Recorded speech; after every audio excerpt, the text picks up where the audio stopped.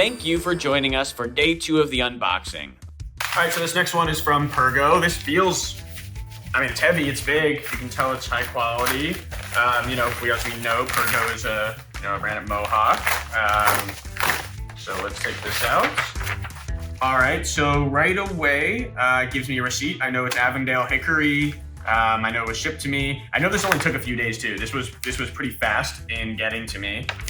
So that's nice. All the information is right here, some branding. Nothing too fancy, pretty simple though. I know it's Pergo.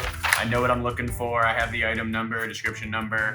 It actually has who it was packed by. That's an interesting touch. So here we go. Here is the Pergo. This is Pergo Max. Pergo Max hardwood from Avondale Hickory. The product's really good. They did email me a buyer guide, which was nice. The sample is free. Again, this did take a few days to get here, which is good. What does this say? TCS tile compliant. Interesting. It says for more information, go to, okay.